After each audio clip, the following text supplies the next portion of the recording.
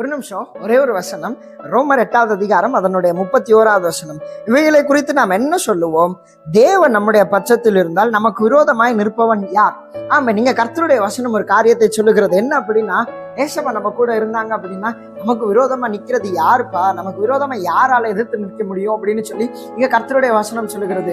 இன்னைக்கு உங்களுடைய வாழ்க்கையில நிறைய விரோதிகள் இருக்கிறாங்களா? நிறைய உங்களுக்கு எதிர்த்து வர்றவங்க இருக்காங்களா? உங்களுக்கு விரோதமா நிறைய பேர் எழுந்து யுத்தம் பண்ணுறாங்களா? இல்ல மந்திரவாதம் பண்றாங்களா? இல்ல பில்லிசூனியம் பண்றாங்க, எனக்கு விரோதமா நிறைய காரியங்கள் செய்யப்படுதுன்னு சொல்லி கவலைப்படுறீங்களா? இன்னைக்கு ஏசப்பா அவங்களே பார்த்து சொல்றாங்க, நான் உன் கூட இருக்கேன்ப்பா. நான் உன் கூட இருக்கிறதுனால உனக்கு விரோதமா யாருப்பா உனக்கு எதிர்த்து நிற்க முடியும் அப்படின்னு சொல்லி ஏசப்பா சொல்றாங்க. இன்னும் ஒரு படி மேல போய் சொல்லணும்னா, நான் நல்லதுதான் பண்ணினேன், ஆனா எனக்கு விரோதமா நிறைய பேர் பண்றாங்க. அப்படி யோசிக்கிறீங்களா? கவலைப்படாதீங்க, ஏசப்பா உங்க பட்சத்துல இருக்காங்க. உங்களுக்கு விரோதமா யாரும் எதிர்த்து நிற்க மாட்டாங்க. தேங்க்யூ. God plus.